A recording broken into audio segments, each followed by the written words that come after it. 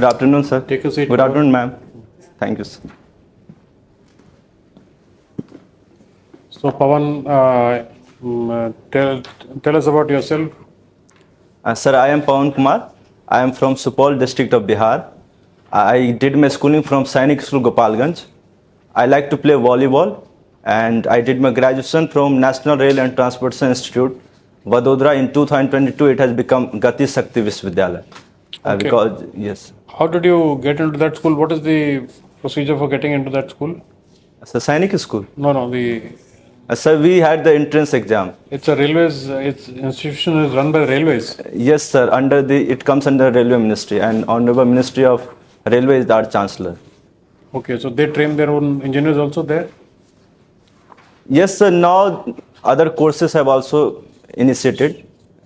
Okay, With respect so to it. like you did your instrumentation and control, No, sir. We did BSc in Transportation Technology. transportation technology, BSc in fundamentals of economics. Oh, okay. So you don't get a short job like they do in the SCRA.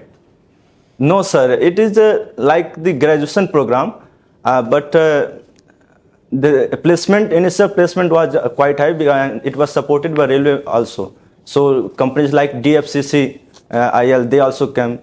So this was, and our batch had around 80% placement rate, but now they have also started MTech program, also MSc program. You didn't want to work anywhere. So, no, sir. I opted out of placement. You want to keep on preparing for the civil services. Yes, sir. Okay, good. Now, this electoral bonds issue Yes. by the Supreme Court.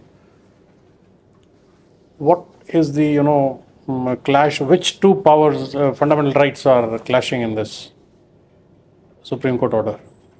Yes, sir. Supreme Court has said that the people's right to know information under Article 19(1)(a), because information is critical to the speech and expression.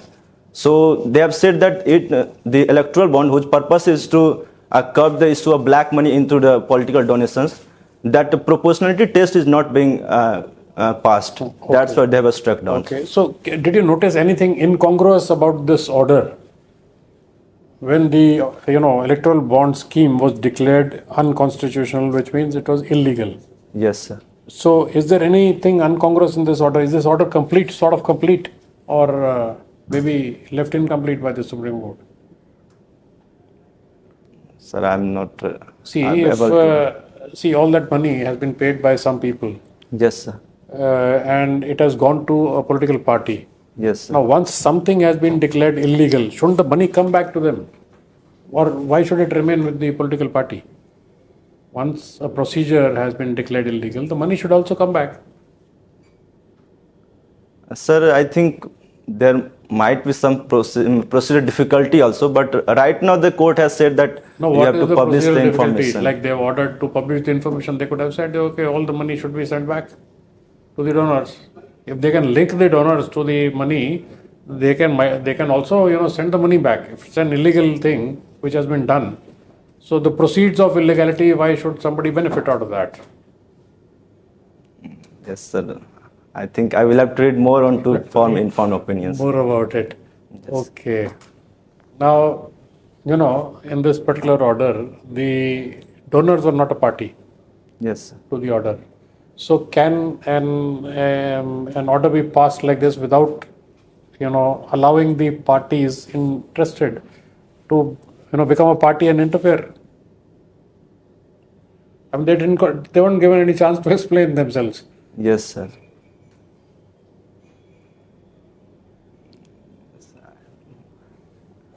Thank you. Okay.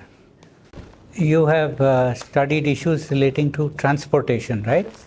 So could you tell me about the importance of some of these transit corridors that are being talked of internationally? That China is talking of BRI and pushing it aggressively, right? So what are the problems from India's angle? Why it's a challenge? And of course, if you can tell me about our responses also. We have our own, transport and transit-related initiatives. Is there something that we are doing which is perhaps more suited to countries of that region? Sir, with respect to transit corridor, China came out with the BRI initiative. The India's objection is the BRI, it passes through the Gilgit-Baltistan area. So the sovereignty aspect is there. Beside it is also said that it may be the part of the China's debt trap diplomacy as seen with the case with the Sri Lanka and Pakistan. In response to BRI, the government of India has initiatives like IMEC corridor during the G20 presidency. Besides other initiatives like International North-South Transport Corridor, but it has not been completed because of geopolitical issue. So these are the initiatives that India has taken with respect to transit corridor. But test shipments have already taken place, trial shipments through North-South corridor. So what is, I mean, does it take time to take off, or as soon as you build a corridor, will trade volume start going up? So it will take time to, but as far as I know, that since in Iran is also part of the INS, International North-South Transport Corridor, so I think our balancing approach with the US comes as the obstacle with respect to INS. So we have very good relations with US, right? So why can't we convince the US that transit through Iran is better than transit through Russia? For Central Asian countries, if they're sending their goods through and oil through Russia, is it not better they send it through Iran?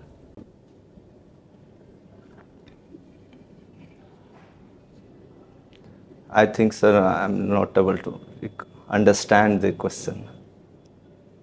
Okay, don't worry. We move on, and you take interest in international issues, right? Yeah. So we are also looking at the Kaladan project. Have you heard of that? Yes, sir. Yeah. What is the national significance of the Kaladan project? Sir, Kaladan project, it's important for India's connectivity to northeast area because it provides alternative route to the Siliguri corridor. At the same time, this will strengthen the relations with Myanmar also, but recently it has become jeopardized because the town area of Paletwa, it has come into the influence of ethnic armed groups. Which groups are you familiar? Have you heard of the name?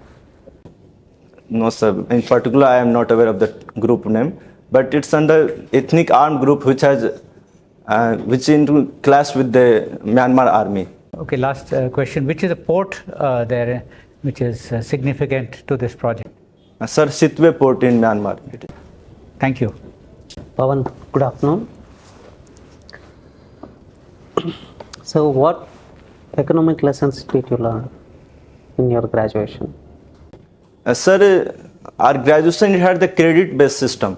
So in the course Fundamentals of Economics, the basic concepts with respect to like both the macroeconomic as well as the part of macroeconomic concepts. So in microeconomic, the basic law of demand and supply, besides the market competition, the equilibrium price, and in terms of macroeconomic, the concepts like GDP, the unemployment. So monopoly, good or bad? Sir, monopoly, it is seen that in India, like Indian Railway, it is also a kind of monopoly. But since its objective is to for the welfare of the people, so in this aspect it is good. But at the same time, the monopoly has a disadvantage, like they become the price maker.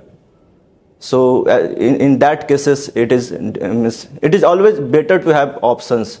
So how do you say that Indian Railways are for the service of welfare of the people?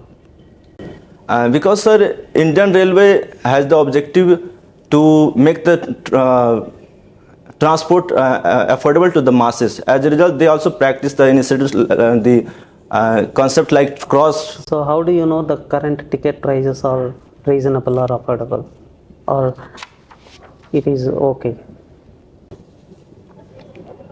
So I think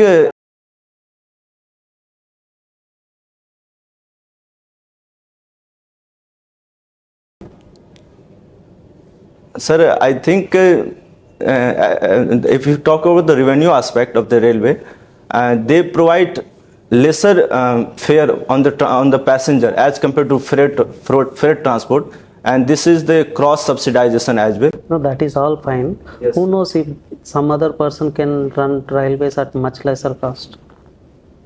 Everyone thought BSNL is providing at very good rates, but then when the competition came, then they found that those prices are very high and these prices are very less. Yes, sir, it can be said because government has also come out with the like Amitabh Kant panel. They have recommended the entry of private sector. So if I think if private sector will come, it will can reduce the cost of the passenger as well, and at the same time provide better quality of service as well. So it is desirable to have options and multiple players. So you very soon we can see private players running the railways. Sir, we hope so because the concepts like Tejas Express from Delhi to Lucknow, I think, and their objective is to understand the feasibility of private players in the railway sectors. Okay. So ethics and leadership. Yes. For a government servant, whether it is a politician or a bureaucrat, what do you think is the most important ethic? If there are many desirable qualities, if you are given a chance, which one would you say as the most important thing? So according to me, the most important quality for both politicians as well as the bureaucrats is the compassionate governance. Like sir, recently if you see in terms of bureaucrats as well, I came out, I studied the case study of one IAS officer from Lucknow. She was Roshan Jacob ma'am, and she when came out with the problem of a child going through a spinal injury, so she used the Red Cross fund to subsidize his transport. So this was one of the quality that I admired, and I think I will also try to go with the same kind of initiatives. At the same time, if you talk about the politicians, that means governance aspect, then recently Delhi Development Authority had they when the case came against the encroachment against one rat hole miner, so they have decided to provide flats under the EWS scheme as part of the compensation. So I think this is aspect of compassionate governance, and I think this is the quality that I would like to admire, because ultimately the objective is to serve the public interest. So I think this qualities are compassionate aspect of compassion in the governance. Okay.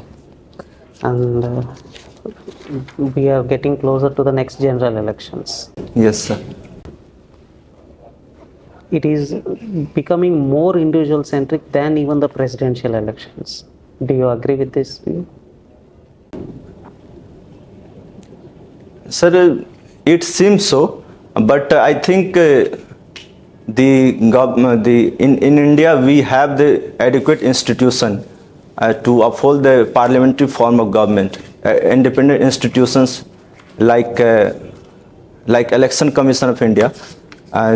So it's a I'm not talking about the institutional setup, the nature of elections, the nature of voting behavior, the nature of campaigns. Yes, sir. It can be said to some extent, because yes, sir, the campaign is more based on the individual centric. But I think the desirable thing is to have the more of the political party centric in the form of the election. So, being a political science student, how do you rate the democratic spirit among the citizens of India? Sir, can you please again rephrase the question? Being a political science student, how do you rate the democratic spirit among the citizens of India? I think the people's turnout in the election and that will be one of the criteria to determine the democratic spirit. The voters percentage, despite such challenges like the people-centric election, the people participation in the election, their voting turnout, that will be one of the criteria I would like to use. So elections are the means to determine the democratic spirit, according to you. Is the only measure? No, sir, this is not the only measure. This is, I think, one of the measure. Okay, thank you. Okay, good afternoon, Pawan. What is the Red Sea crisis? Ma'am, the turmoil in the Red Sea, it can be seen as the outcome of the Gaza conflict in Middle East.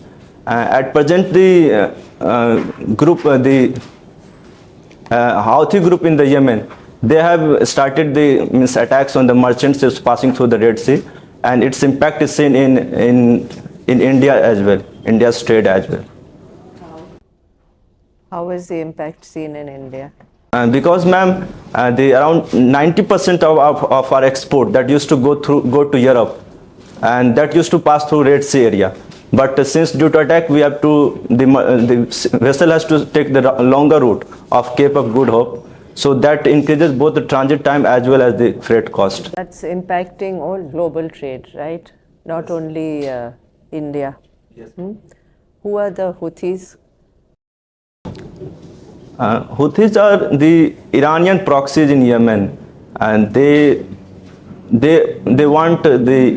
are part of the elimination strategy of Iran against Israel. So that's why they are supporting the Palestinian cause.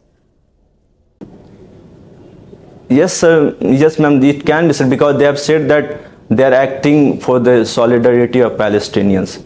So the conflict of Israel, it is the larger conflict is between the elimination strategy of Iran versus the annexationist strategy of Israel. So we can say the Houthi is part of the Iranian strategy.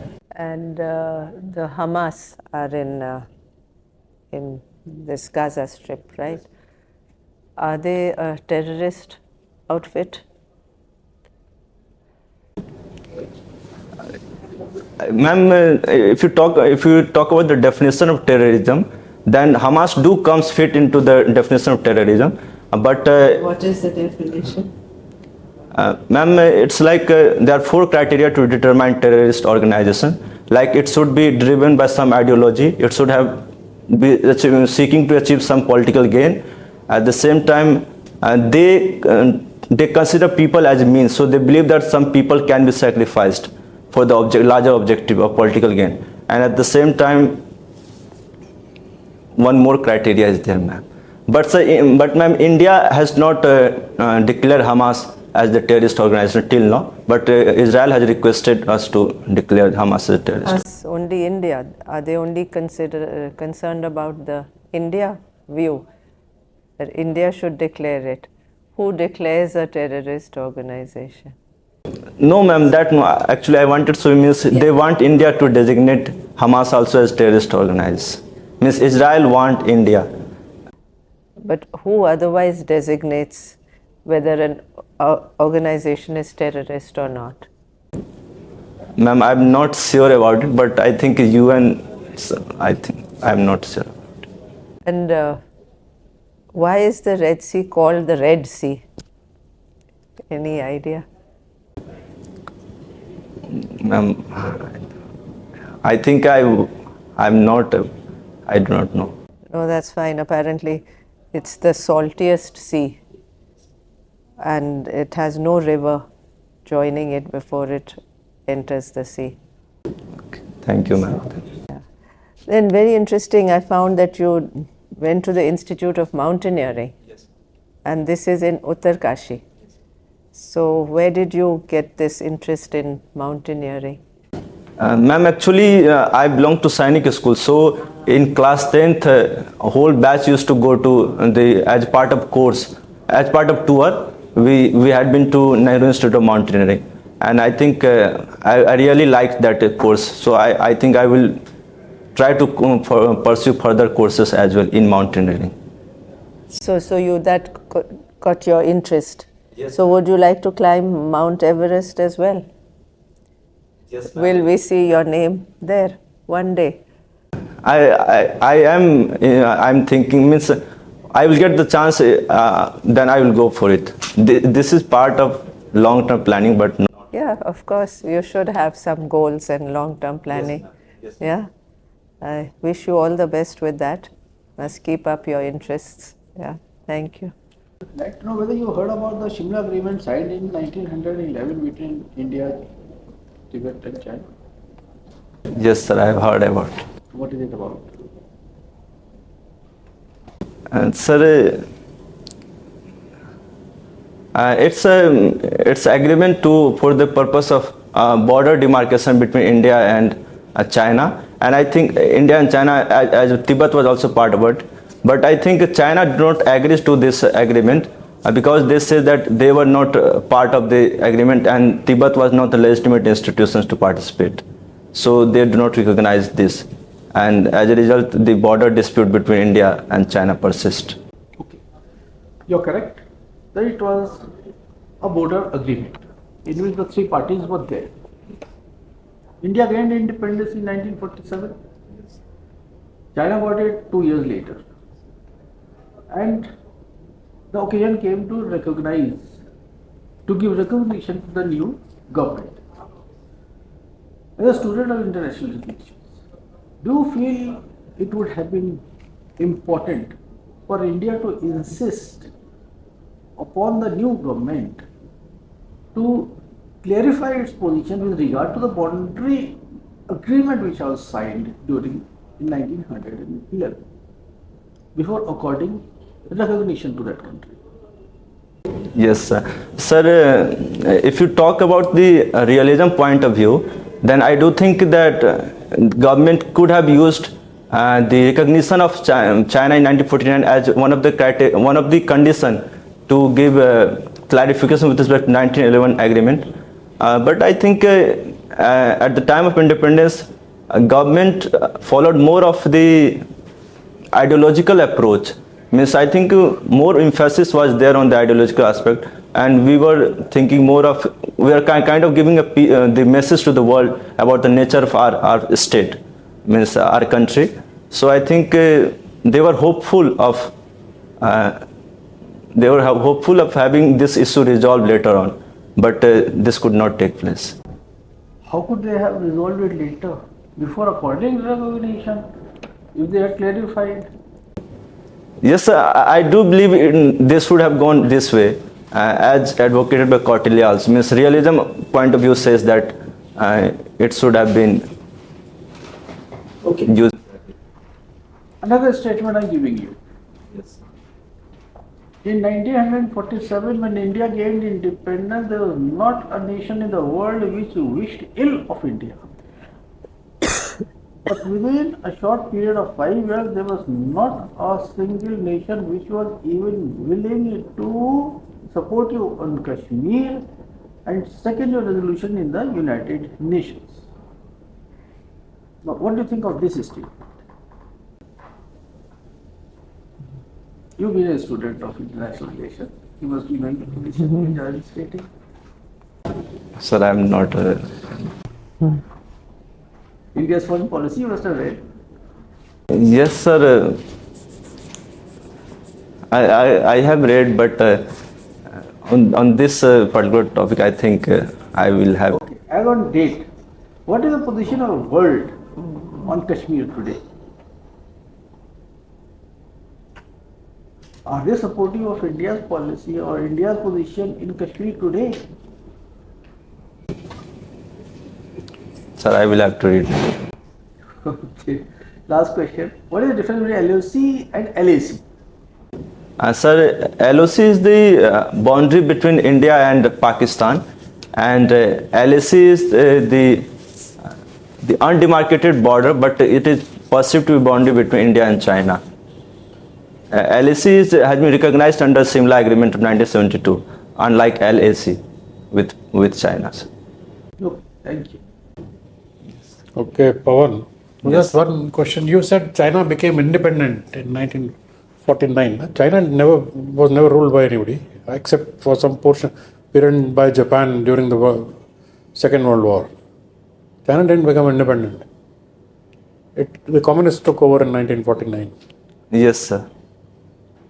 Yes, sir. The communists took over China in 1949. And 1911 May, it wasn't a party to that agreement. It was between the Brits and who were ruling India and Tibet. Yes, sir. All the best. Thank you, sir. Thank you, man. Thank you, sir.